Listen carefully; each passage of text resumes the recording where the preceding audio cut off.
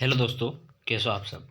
आपके सामने मैं जो राजस्थान शिक्षा राजस्थान स्कूल शिक्षा विभाग है उनसे क्या है कि मॉडल पेपर इस बार जारी किया गया।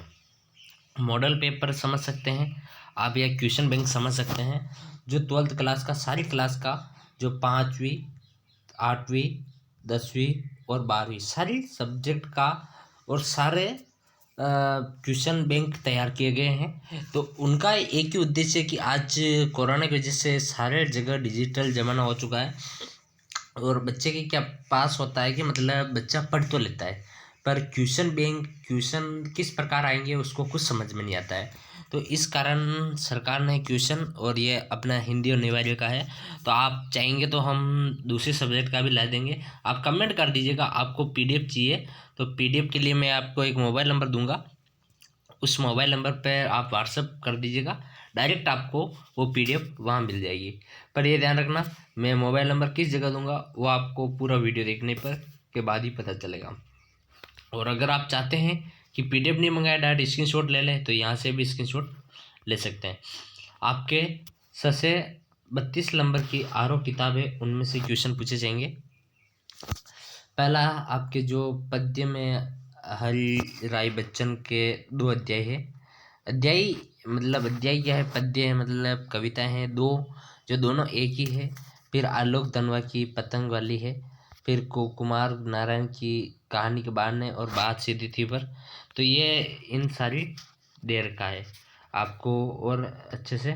फिर आपको वितान में से क्या क्या 12 नंबर की वितान है आपके।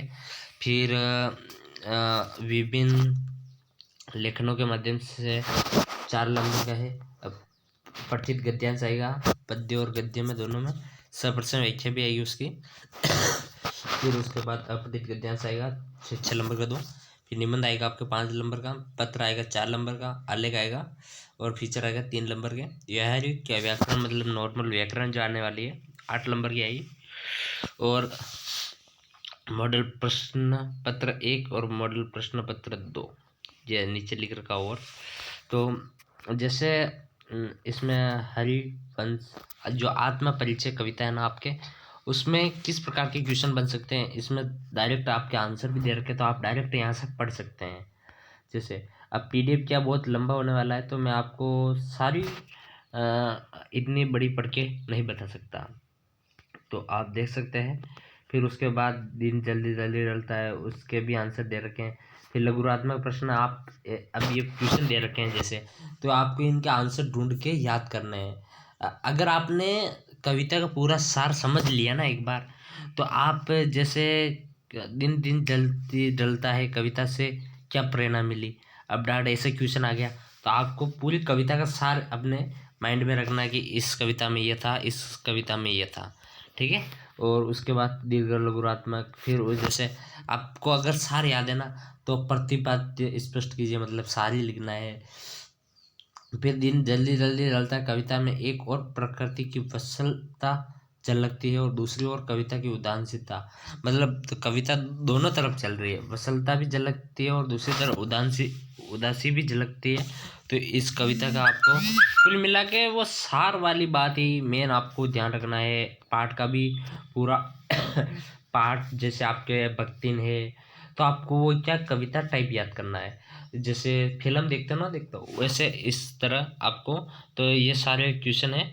तो अब वीडियो बहुत ज़्यादा लंबा हो जाएगा, तो आपको पीडीएफ कहाँ से प्राप्त करनी है, मैं मोबाइल नंबर दे रहा हूँ अपना 8955240094। इस नंबर पर आप मैसेज कर दीजिएगा, लिख दीजिएगा डायरेक्ट के सर मैं यूट्यूब से आया हुआ हूँ और मैं आप 12th क्लास का हिंदी कंपलसरी का क्वेश्चन बैंक चाहिए, तो मैं आपको डायरेक्ट प्रोवाइड करवा दूंगा। Okay, thanks. चैनल को जरूर सब्सक्राइब कीजिएगा, वीडियो को अपने दोस्तों के साथ जरूर शेयर कीजिएगा। ओके।